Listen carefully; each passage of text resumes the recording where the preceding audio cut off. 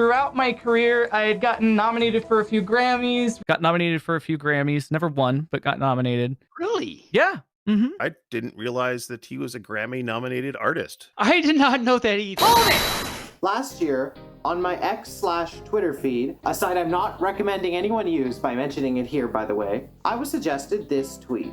It was from a fur that I'd seen around for some time, claiming to have received royalties from an old band he was in. This greatly intrigued me, as it's basically one of my lifelong dreams, so I went on a quick search through their profile for any clues I could find as to what musical endeavor they were still reaping the benefits from years later. It didn't take me long to figure out what defunct band they had been in, and when I inquired directly to them, they were a bit hesitant at first, but ultimately told me in private. I told them I had already found out, based on the information on their publicly available profile, which they were surprised by, but nevertheless complimented me for finding the answer on my own. So this is an example of a furry vaguely mentioning something from their past, with a Wikipedia page to boot, that I was able to verify as an authentic claim, and I was able to do so on my own. This fur has history in the music biz, that much is clear. But what happens if someone in the furry fandom lies about such things? What if they lie about something as easy to look up as the music industry's biggest award show?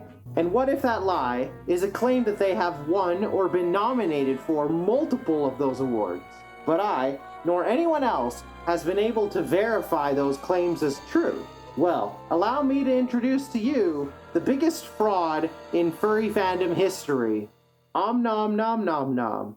Let's roll that intro. What an opening, right? Quite heavily charged with some hefty accusations. Why would I dare say such horrible things about such a respected member of our community? Well, maybe because he's just not? Like, literally. What has he done to deserve any level of adoration besides being another popular with ties to the old 2010s Majira group that merely made the switch over to VTubing? Sure, he's helped raise some money for charity sometimes, but that's either A, via streaming on Twitch, which is his job, apparently. I stream 5 days a week. Oh, wow. Or B, doing stuff at conventions like being guest of honor, which anyone that goes to cons can tell you that charity is always there. So seems like a job anyone could do, and more talented people could be doing. He tends to constantly brag about all of these guest of honor spots he gets at our community-run events. 2019, I went to 14 conventions. 14? Wow. That's the number of cons you went in 2019? Yeah, I did about 4 or 5 guest appearances as a guest of honor. But those spots are in no small part due to his continued lying about his accolades and the obvious legitimacy they give him. He hasn't done a damn thing for anyone other than himself from what I've seen. And his promises, he doesn't deliver. Just ask Kickstarter. So let's dissect this squirrel, shall we? As recently as his GOH spot at Alamo City Furry Invasion, and still in his Twitch bio, he claims to be a Grammy-nominated musician. And as far back as a tweet from 2017, he claims to have been nominated in 8 different categories for the Grammy Awards. What really put me onto this was hearing from some of his old friends that when he was coming up in the scene, he used to say that he had actually won 7 Grammy Awards. Now this would be utterly insane if either this claim or the other claim was true, right? I mean, you can literally Google lists of people with 8 Grammy Awards or nominations, so unless this flying squirrel is a secret member of NSYNC or Backstreet Boys, I find this highly dubious. But I approach this with the benefit of the doubt. Surely someone making such a stupidly provable claim would have a shred of evidence anywhere on the internet, right? Just like how I found the band that other furry used to be in. It couldn't be that hard to find, could it? Well, Omnom has gone to extreme lengths to avoid having his real name up anywhere online. And sure, that's not such a bad thing on its face. A lot of people want privacy. Some may even want to fully separate their IRL identity from their furry existence. But if you're a published musician, there are some basic rules you have to follow if you care about your work, specifically regarding the copyright. Like, for example, having your real name listed as the writer if you publish original music. I don't advertise that my real name is easy to find if you know where to look, and some of the more professional musicians in the furry fandom understand this concept because they are genuine, real musicians that care deeply for their work. Whereas across both Spotify profiles managed by Omnom, being that of his own and of his band's, his real name is listed nowhere in the credits on any of the music published on there, making this simple verification that much harder. And all my internet sleuthing had turned up nothing. Until recently. Hey guys, Editor Civet here, and I just remembered something. Even when you're nominated for something like an Oscar, you still get something. So I wondered, do Grammy nominees get something? And turns out they do. It looks like all nominees get a medal. Like an Olympic-style medal, but music-themed. These look legit cool, and I definitely want one now.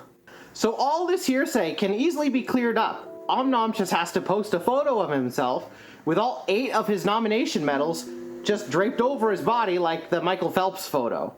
Heck, he can even do it in fursuit. Honestly, I don't know why he hasn't done it already. It'd be the first thing I'd do if I had a Grammy nomination medal. But that's all. Back to the video. I'd exhausted just about every resource I could think of to definitively say that he's a disgusting, lying fraud in the community, taking advantage of the fact that furries generally trust and believe the people in their community. I mean, how many in this fandom would ever actually care to check a claim like that, you know? Especially something like being 8-time Grammy nominated.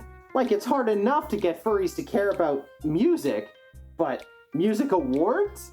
Normie mainstream music awards? As a musician with this exact kind of mainstream aspiration, it felt like it was up to me to check if it was legit.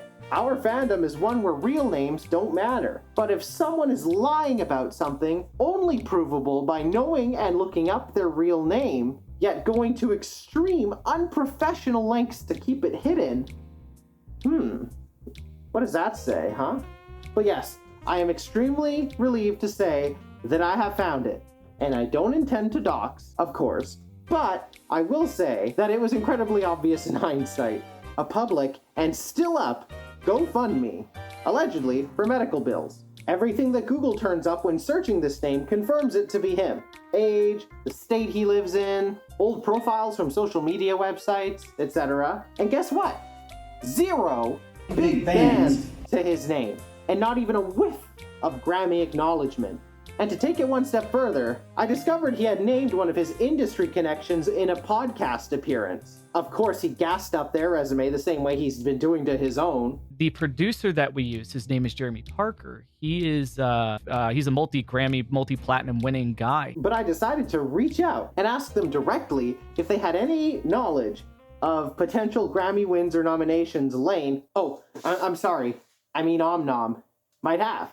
Jeremy got back to me like 15 minutes later as he was open to confirming a professional relationship. Then after I reiterated the claims to him, he responded the following morning with a resounding, he does not have any Grammys or nominations. The closest thing I could find while doing some deep internet diving was that a band he had performed with called Back from Ashes submitted a song called Strike as one of 226 entries on the long list for submitted consideration in the Best Rock Song category at the 2010 Grammy Awards. The band also submitted for a bunch of other categories such as Best Rock Album, Best Rock Performance, and Best Rock Performance by a duo or group with vocals, for a total of 5 submissions that year. None of which actually made the shortlist of nominees. Surely you all understand the difference between a long submitted for consideration list and the eventual nominees? Can someone explain it to the apparently 8-time Grammy nominated Omnom Nom Nom Nom? So now that I've done all my due diligence, if I wasn't comfortable saying that yes,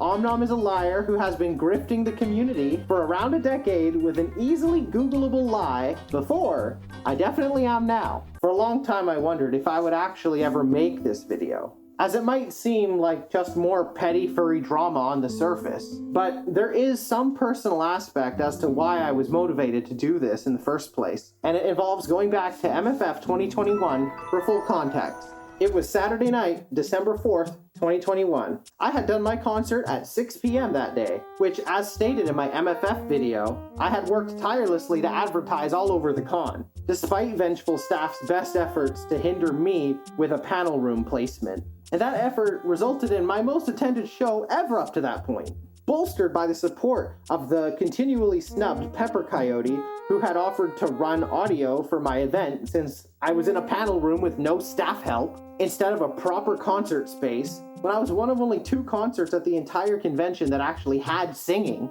Look, Cassidy, I'm sorry you have to do a crappy panel show like I have to used to do.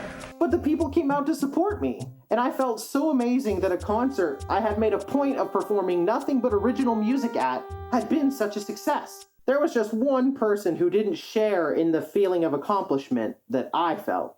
Omnom approached me later that evening, cornering me in the lobby. He was pissed off because I had beaten the odds and done so well without any affiliation to the Poppyfur cliques that he and many other talentless Poppyfurs have hinged their entire brand identity to. He said things like, "Are you saying original music is more important than covers?"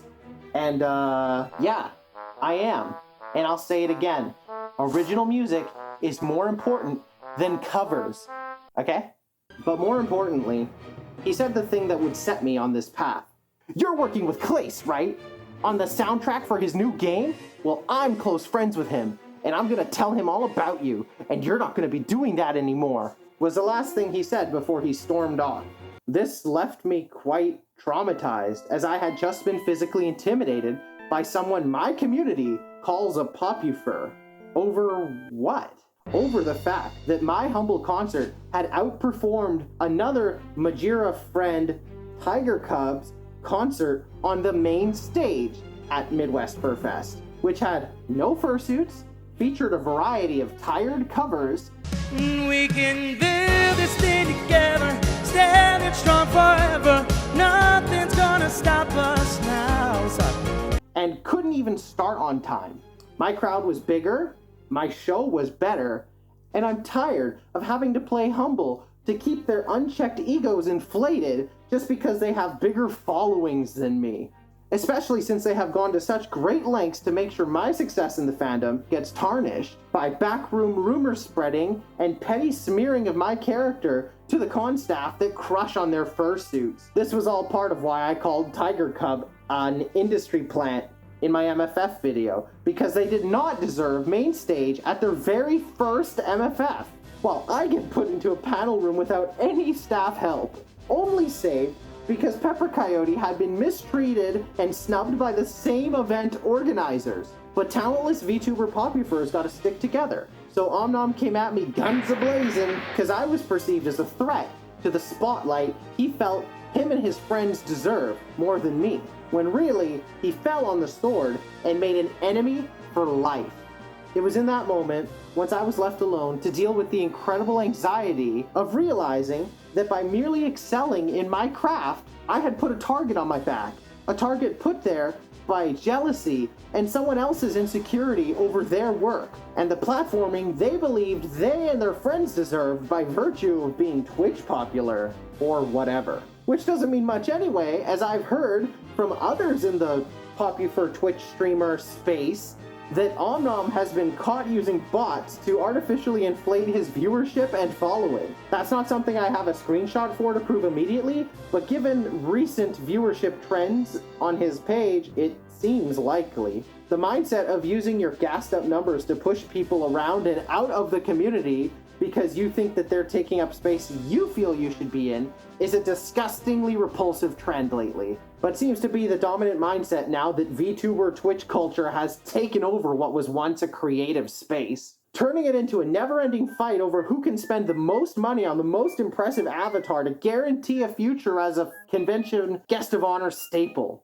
and thinking this somehow translates into deserving views and attention, or makes them a creative person in any way. At least Omnom has actually put out music and worked with other furs, but they haven't done much on their own, or otherwise. He often says he was in touring bands, which are typically instrumental players that sub in for the core band members when they're on tour. And those people aren't usually considered band members, and certainly wouldn't normally get a writing credit on something submitted for the Recording Academy. Can you imagine how much Omnom must have begged for this inclusion? Lately, I've had people posing the question to me, what was it that made me become so jaded about the furry fandom and start openly criticizing Popufurs more? And this is it, really. Part of why I waited so long to make a video about this piece of shit was because Klace wanted to maintain a professional relationship. You can watch a video on how that relationship was doomed to fail here. Another example of the internet, e-begging, clout-chasing relationship culture dominating the online fandom right now. Klace wanted me to keep my mouth shut so that one day Omnom might be so inclined as to play his games on stream. Not that he ever did, from what I can tell. And Klace torched our relationship to preserve his with Omnom. It's just more smiling and shaking hands to look good in public. Because in the furry fandom, everyone has to be friends with everyone all the time. And that's just not a game I want to play. I'm sorry. And I'm through pretending to be friends with people that I genuinely hate on personal and professional levels. I guess I will continue to burn bridges in the furry fandom by calling out some loser grifter who attempted to silence me and push me down when I was just starting out. I sort of want to go on a brief tangent to something kind of related in regards to, say, real internet followings and how they translate into real life. Omnom continues to get platformed at conventions he's not even guest of honor at by events like Barry Talks. I mentioned in the MFF video that people should look at the charity numbers for certain events, and I'll just come out and say what I meant by that. At Biggest Little FurCon 2022, there were 2 charity events. On main stage was Barry Talks, run by Majira Strawberry, and featuring many of his coattail riding buddies, such as Omnom's band Run Definitely Run, and the furry fandom's first industry plant, Tiger Cub, among many other Popufurs. On second stage was Pepper Coyote's 18+ charity concert, featuring me as the one and only token full fursuiter and 2 others. Both events were about 2 hours long, and while all money raised for charity is good, Barry Talks raised $1,217 in 2 hours with about 10-ish people, while we raised $1,524 with 4 people in 2 hours. For cons to ignore obvious figures like this only serves to prop up the Popufur bullies they've been platforming for years, while disregarding folks like me and Pepper for our contributions just because we're more scandalous than the milquetoast brand of stale furry cons want to see succeed. But maybe people, and the furry community more broadly, are yearning for new people with actual talent to get the spotlight for once in this community. But hey, what do I know? Just look at how I've been treated over the last few years. Omnom had previously caught wind in March 2022 that I was planning a diss track against him, and sent me these threatening messages to further try and intimidate me into silence. He would delete them as soon as I saw them, so here you go. And since I'm showing you all of his tactics, I will now speak to the lying squirrel directly. You've got testimonials to share about my behavior that are so damning? I'm pretty sure the only thing you've got on me is from Tales and Tornadoes 2021, where you were guest of honor, and I had drank too much at a room party and made a big mess all over the lobby. It was my first ever incident at a furry convention. It was bad, but it was dealt with, and it was my first time as an adult in the American South, so cut me some slack. But what else are you going on about here? Minors? Dude, I'm asexual. I'm asexual. Whatever crap you've used in the past to threaten and intimidate Popufurs isn't gonna work on me because I don't engage in the fandom like that, either online or otherwise. I'm not out here looking for hookups every night. I want to do politics one day. So please, if you have something, set it free! What I am hoping for, though, is instead of backing you up with bullshit stories about me, your so-called friends will take this opportunity to air every grievance they've ever had with you publicly. Call out your behavior, your lies, your dishonesty, with no fear of repercussion. And if you have anything to say, please do it in the comments. I'll even pin it. Seriously, because shitter is a wasteland, but stop hiding in the shadows. It's time to face the music. Maybe worry less about me and worry more about delivering your 4-year late rewards to the Kickstarter backers for your band's second album, which, according to the campaign, was going to have 10 songs, double your debut, but ended up only having 8. What is it with these pretty boy pop you for grifters and over-promising on the music projects they rely on other people to fulfill? I'd have 2 nickels. Weird trend. I want to make it clear that I'm not trying to disband Run Definitely Run or demean any of the band members with this call out. This is strictly about Omnom, because given how long this fraud has gone on, it's possible they believed in it too, like any furry that's too overly trusting. Foxamore, one of the most famous musicians in the entire furry fandom, who literally works as a session musician at Abbey Road Studios where the Beatles recorded, is listed as the official keyboardist for Run Definitely Run, for Pete's sake. So please don't harass or send rude messages to anyone mentioned in this video or anyone they might be affiliated with. If this fandom is really as good at holding people accountable as it pretends to be on Twitter, then what happens next should be fairly straightforward. And any con that has made the blunder of picking this con artist to be their guest of honor with this misinformation, my apologies. But no, there is another furry musician you can book, one that actually prides themselves on making unabashedly furry and original pop music, and one that doesn't lie about their resume to seem more impressive. I really was on Canada's Got Talent and Eurovision, you guys, and I know I'm not going to win any Nicest Furry Ever awards, except the one I already won, but at least I'm direct and everyone knows where they stand with me. In a community overrun with toxic positivity, perhaps a little skepticism would be healthy, don't you think? Food for thought. Oh, and just a brief aside, look at some of the people who donated to that GoFundMe I mentioned earlier in the name discovery part of this video. He got money from everyone, from Stormy Fulf to Peace Wolf, and even Adam from Your Movie Sucks. Man, the fandom of the 2010s was a different time. I genuinely would love to know if his friends knew of this lie the whole time, and would appreciate if any of the people who knew him would speak up in the comments of this video, and not on X. Now, you may have noticed there's quite a bit of time left in this video. Well, having spent the last few years watching tons of Danny Gonzalez and Scott Kramer, I realized there was something left for me to do. About a week after the MFF 2021 intimidation incident, I wrote a song. This song has been kicking around the old Civet noggin for almost 3 years now, and is honestly part of why Klace decided to terminate the relationship we had. Even though he paid his ghost singer to sing part of this very song. So there definitely was a time when Klace thought it was more beneficial being in my corner than being friends with a scam artist. Oh well. But I am an artist, and I channel my emotions into my music. And even though Omnom might be a talentless, mean-spirited poser, that doesn't mean he can't inspire something for generations of furries and even normies for years to come. As a creative, it is my pleasure to present to you the official music video for Say You Are. Enjoy!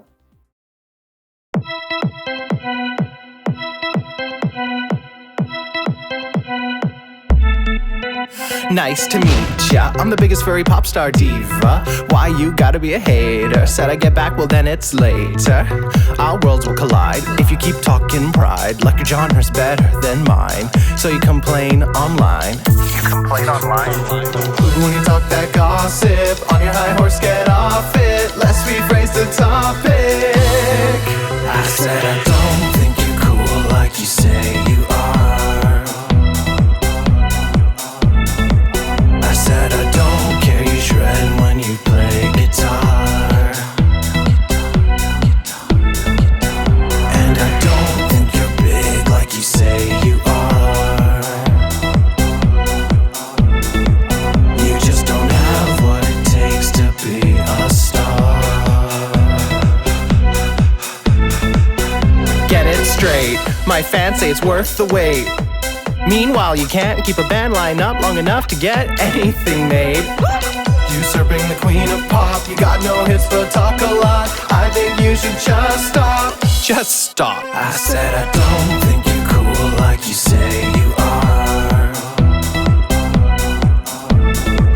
I said I don't care, you shred when you play guitar. And I don't think you're big like you say you are. You just don't have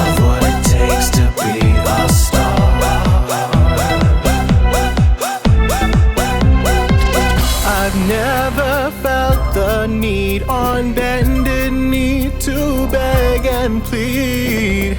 So on this platform, I'll make sure that my voice is heard. By somebody like you. Hey, squirrel friend, it's me, we meet again. Like the songs I made with your friend. I thought you said you were close. Turns out you're not close. Anyway, I thought I'd air it out right here. You got a Grammy nom somewhere? Honestly, I really think you should quit. The streaming is a little desperate. Got caught with bot chat, boss gotta admit. I'd say stick to music if you're any good at it. One last question to ask ya. Ever monetize a project you weren't allowed to? Sheesh! Let's go. I said I don't think you're cool like you say you are. Like you say you are, like you say you are, like you say you are. I said I don't care you shred when you play guitar. Don't care you shred, I don't care you shred, don't care you shred. And I don't think you're big like you say you are. You're all talk, just knock it off. You just don't have what it takes to be a star. You just don't.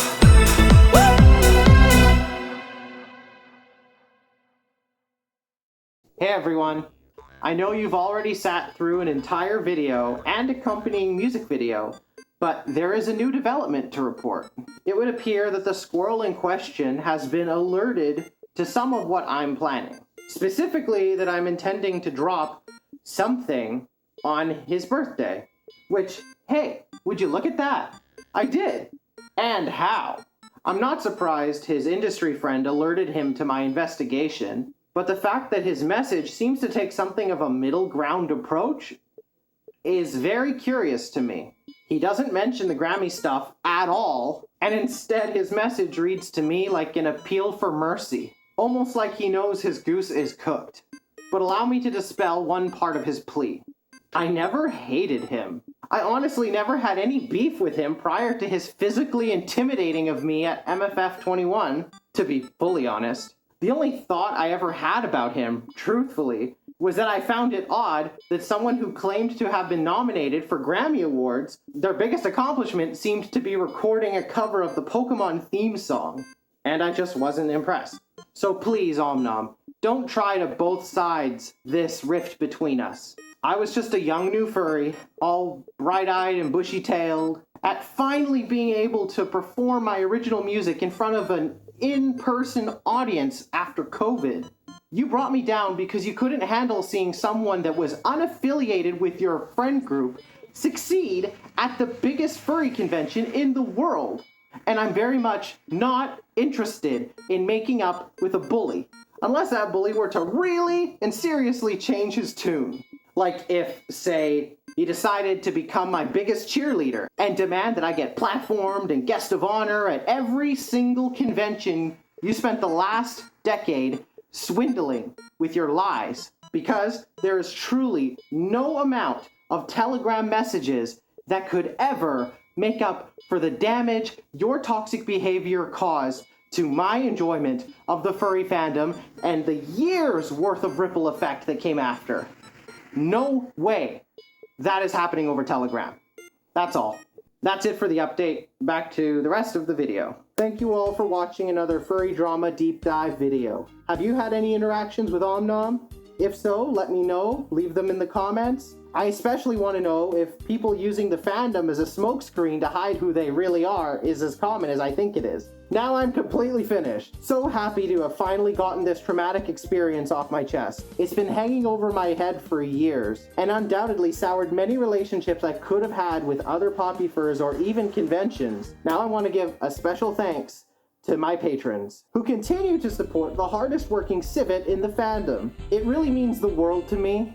I want you guys to know that, as making videos like this really doesn't make me any friends with the con staff, considering those are the very same people who failed to do a basic background check on a person they had been platforming for years. And those are still the staff running our events. Which is why it's so important for attendees of conventions to pass on feedback to the organizers. It's the only chance things have to change, and for people in our community with actual genuine talent to have a chance. Maybe one day, if I keep this up, the furry fandom will learn to respect creativity and originality more than the follower numbers on some easily bought website.